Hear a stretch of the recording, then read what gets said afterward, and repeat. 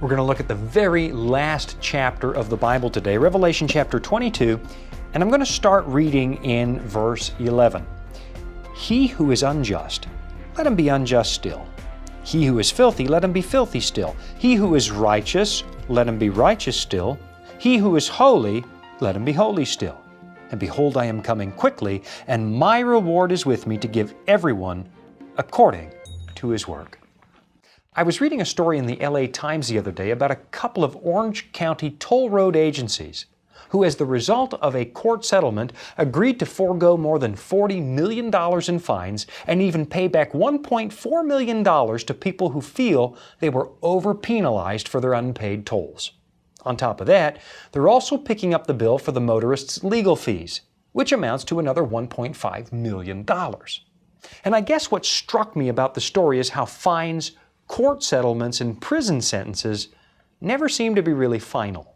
When a jury passes down a verdict and the judge assigns a sentence, it doesn't seem like it takes more than about 5 minutes to file an appeal.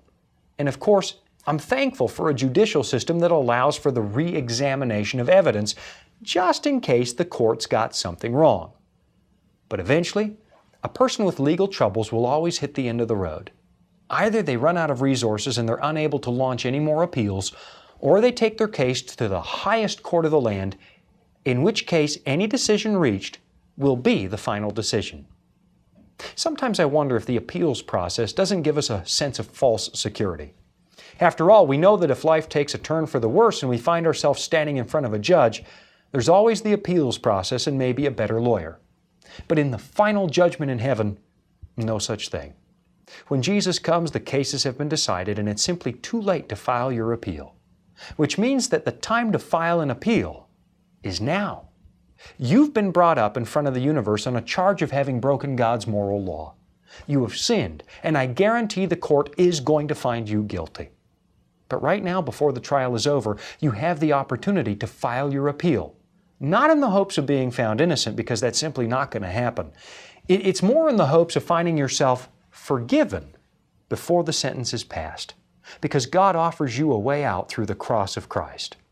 Listen, if you knew that your next court case was going to be final, no more appeals, no way to declare a mistrial, no way to get the case thrown out, you'd take it very seriously, wouldn't you? Especially if it was a capital case like the one you face right now. So what keeps you from taking God's offer seriously? Are you afraid He won't accept your case? Afraid that you've simply gone too far to get through heaven's judgment?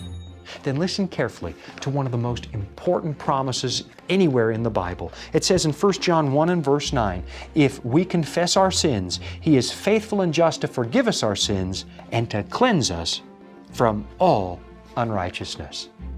It sounds to me like an offer you really shouldn't refuse. And it sounds like God is eager to hear from you so He can start you out on your better way to live.